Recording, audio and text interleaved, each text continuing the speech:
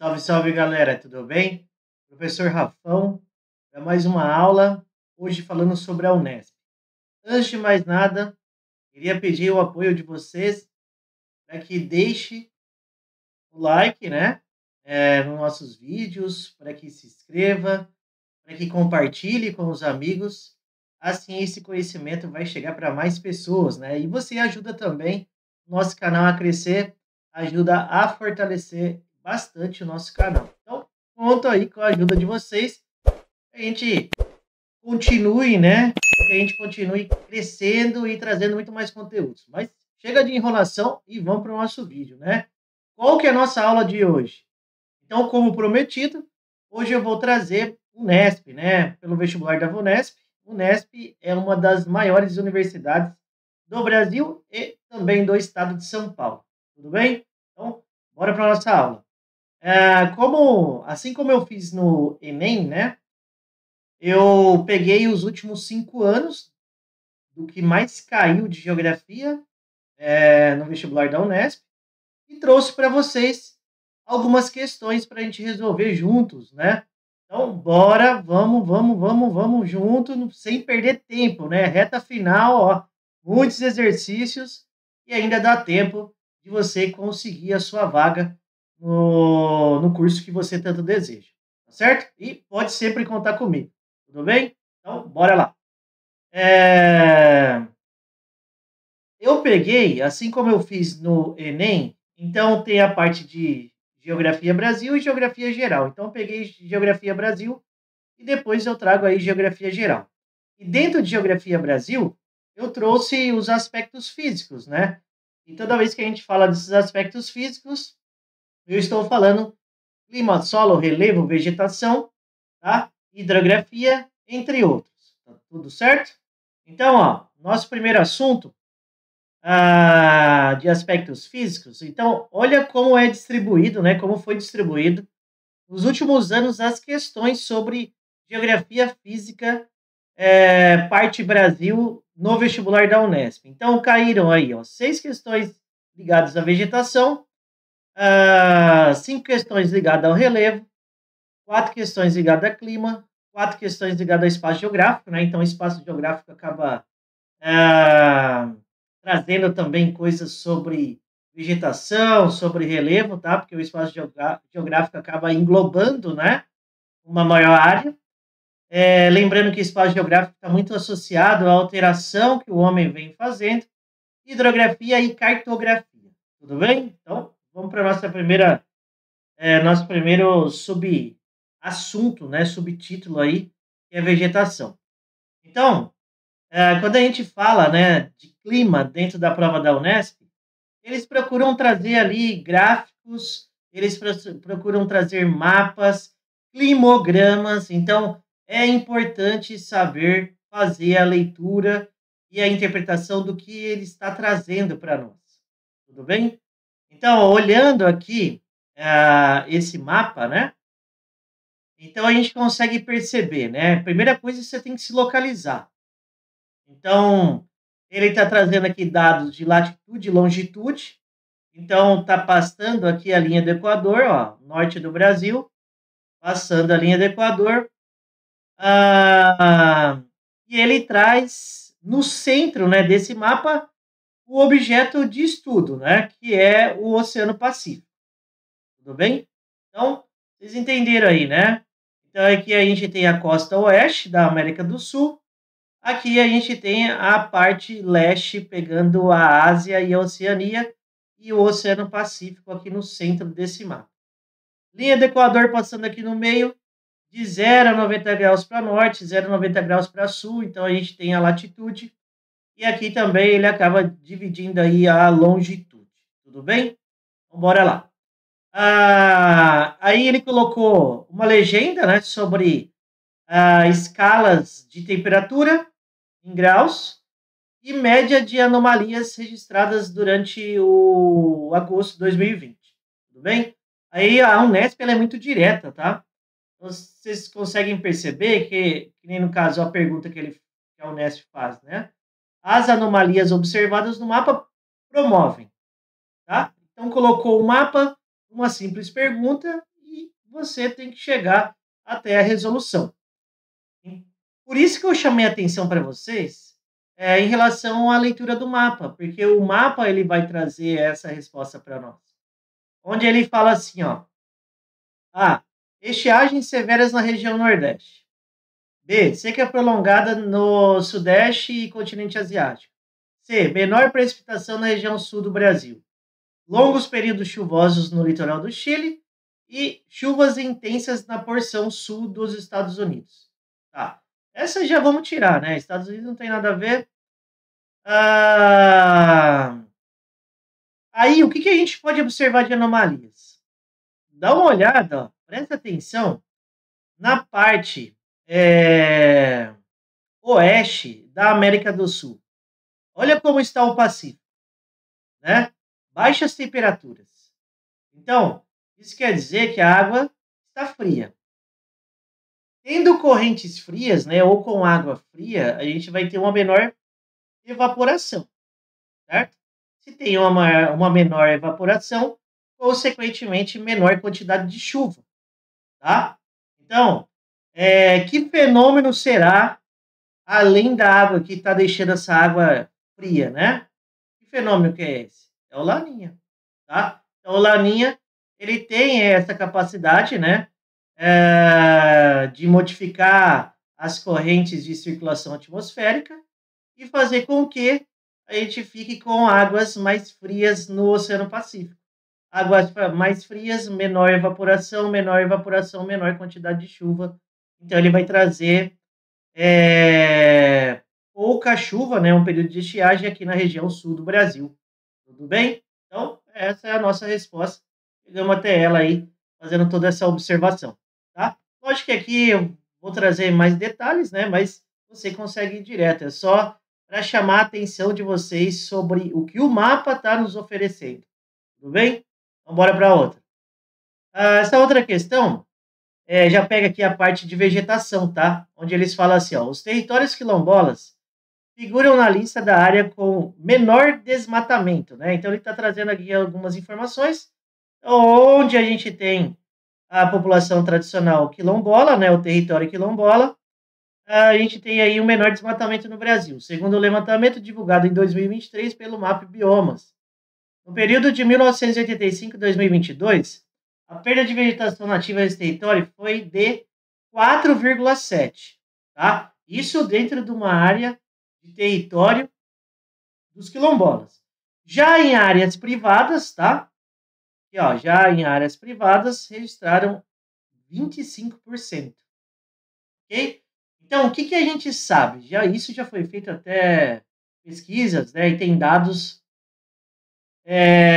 no Instituto Chico Mendes, no próprio IBGE, e também pelo Mapa Biomas, que as leis protegidas por lei, que geralmente estão sobre a utilização de povos tradicionais, geralmente apresenta, né, uma taxa menor de desmatamento. Tudo bem?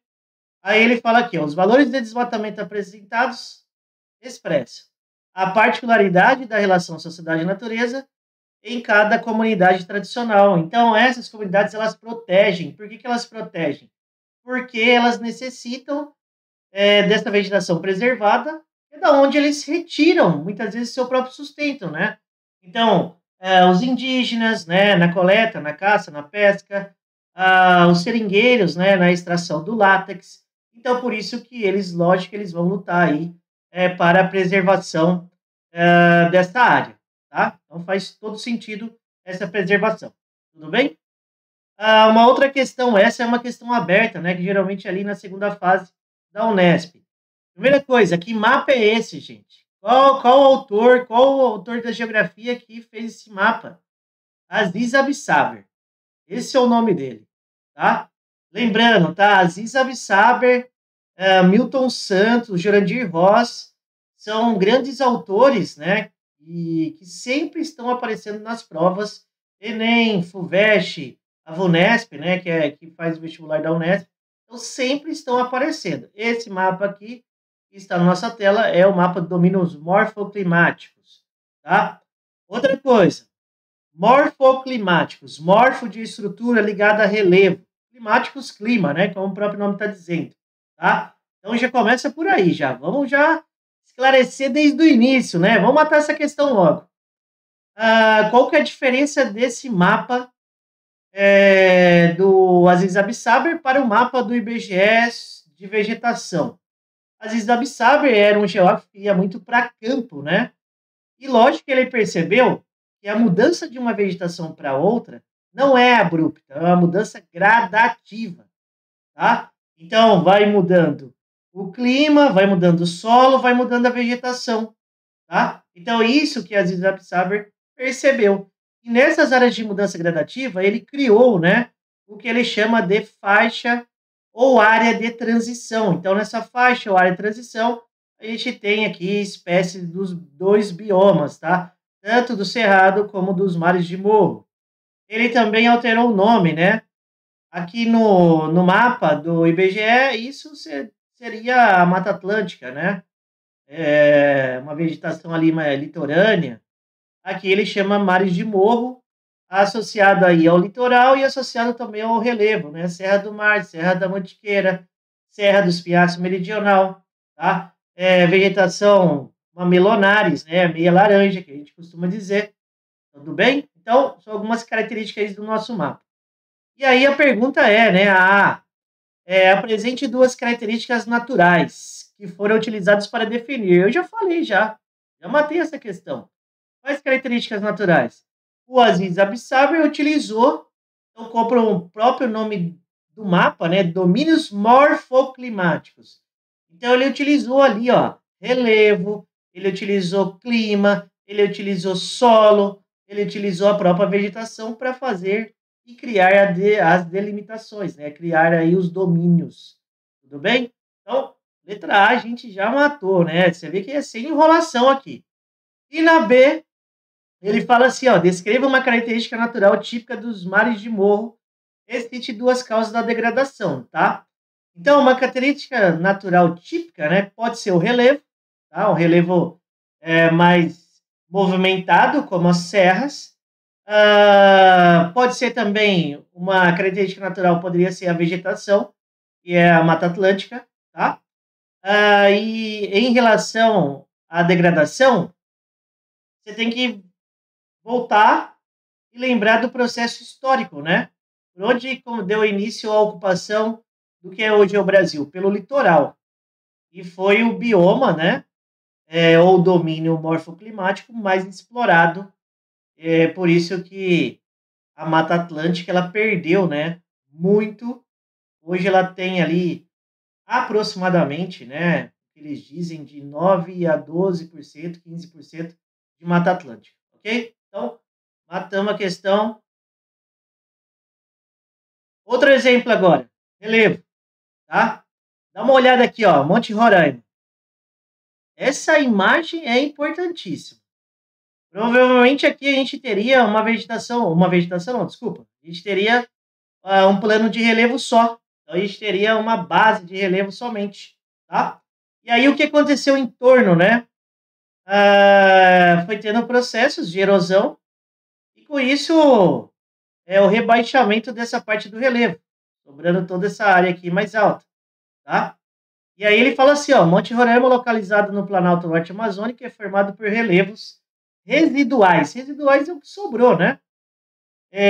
Interpenetrados pela Depressão Marginal Norte Amazônica.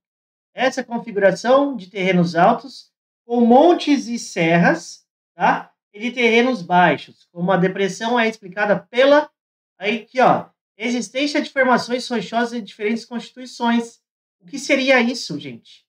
A rocha, ela é formada pelo quê? Ela é formada por um ou por um conjunto de minerais. Esses minerais, eles têm a mesma dureza? Não, não tem. Então, existem minerais mais resistentes, minerais menos resistentes ao processo de intemperismo. Então, é por isso que a gente tem essa diferença de desgaste do relevo. Pronto, acabou, matamos. Mais uma.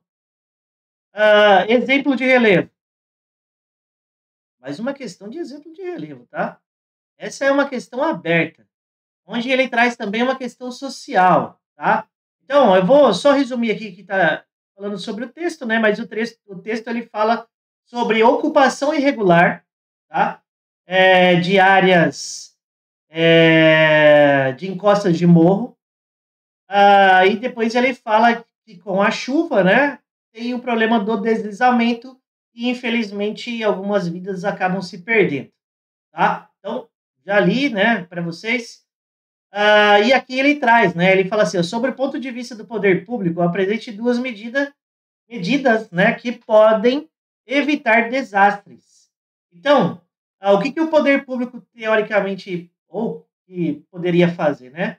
Esse poder público poderia agir no sentido de não deixar que essas famílias ocupem essas áreas, mesmo porque o topo de morro, as encostas de morro são áreas de preservação permanente, então já começa por aí, não poderia ser ocupado, e que esse poder público faça mais programas de casas populares para levar essas pessoas para essas casas. Tudo bem? Então, bora aí. E aí depois ele fala, descreva como ocorre a distribuição dessa propriedade. Essa distribuição no Brasil sempre foi desigual. Então, o Brasil, infelizmente, é um país muito desigual.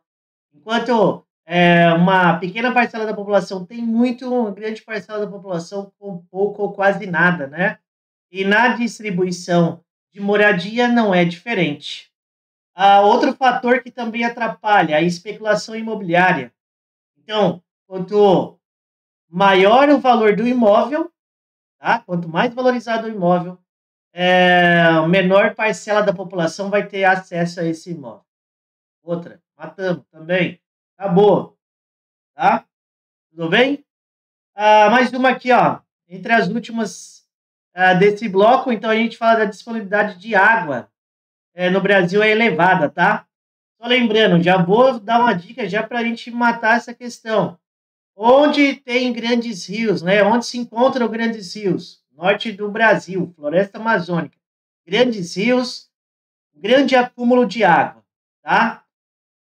Onde se encontra a maior parte da população brasileira? Região Sudeste, ok? Então, isso já vai trazer a resposta, né? Onde ele fala assim, a distribuição desigual do recurso e a possibilidade de escassez hídrica. Por quê? Porque a região onde tem mais pessoas não é a região que tem o maior potencial hídrico. Pronto. Mais uma. Opa, acabou? Ô, louco! Foi tão rápido, né? Tão certeiro, né? A questão das resoluções que já até terminou as nossas explicações. Espero que tenha gostado, né?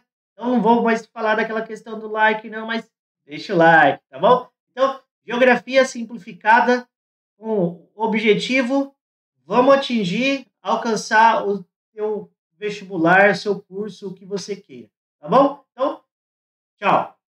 Não vou dizer mais nada. Vamos para a próxima.